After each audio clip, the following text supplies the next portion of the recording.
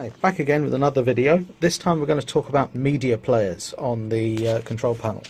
Now, as you can see, I'm zooming in down here on the ME1 program bus, and you can see, other than the blue cameras and HD source and server sources and hyperdecks, there are four light green buttons here, or teal, I suppose you call them, cyan or something like that, light blue. And they define the buttons for the four media players. There are four media players in the system. You can put short video clips of, say, a few seconds, or you can put still images on them. It's all done through the control panel software. Go through that when you see the video on the software. But you can punch up these various media players. At the moment this one's not playing. I haven't run it yet. There's a video clip on media player 1, which I've got at the moment. Media player 2 has a lower third. Media player 3 also has a lower third, a different one. Media player 4 has a lower third. So it's 4, 3, 2 and 1 doesn't have anything on it yet. However, once you've selected a media player, you can go over to the area of that particular bank, in this case the ME1 bank, to where it says System Control ME1.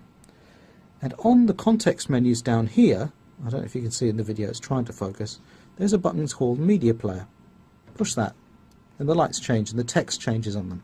At the moment, on Media Player 1, I can change between the different media players. You can see the names of them appear in the screen. Yeah. So News lower third, News Reporter, what's that? Hughes lower third, things like that. Media Player 1 has a little graphic I put together of some an NLE sting I used some years ago. And I put it into the ATEM software program, and it uploaded it to the mixer. So it has some transport controls down the bottom there. I can set it to loop, I can go back to the beginning of the clip, or I can push play. So I'm hovering over play, you won't see me push it, but what I'm going to do is I'm going to bring that up on the screen now, and you can see that's a short 6-second animation, and it's looping because I had the loop button selected. So I've got it selected on the program bus at the moment. It's on Media Player 1. That's why it's coming out on the big screen. It's also down here. On the bottom right hand corner of multi-view, we've got Media Player 1 and Media Player 2. There we go. MP1 and MP2 are there as little preview windows. So you can actually queue something up on one of those two media players.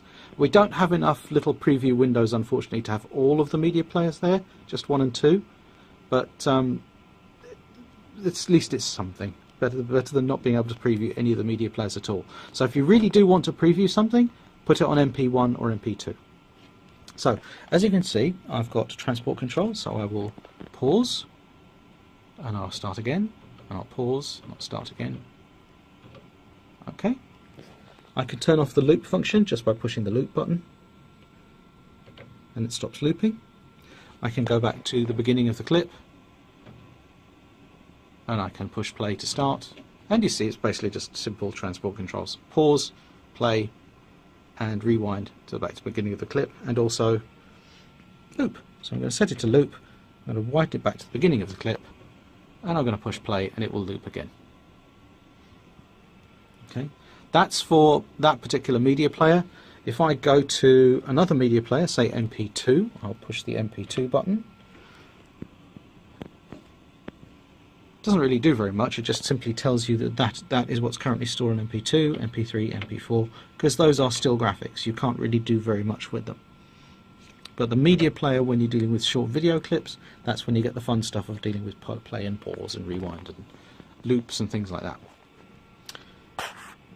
By the way, there was one thing I was going to say, which is even though I may be playing around with other media players like MP2, MP3, MP4, I could be pulling up a source, going to downstream key, and I'm going to downstream key that source, and I'm going to downstream key something onto the screen. Notice that in the background on MP1, that video is still looping and playing back. Still going on. So I can actually cut to, instead of camera 4, I can cut to Media Player 1, and it's underneath the downstream key. The downstream key is unaffected, so whatever I do upstream of it, it carries on. And that loop play was still going back even though I was doing other things with other sources. There you go, there's camera 4 again.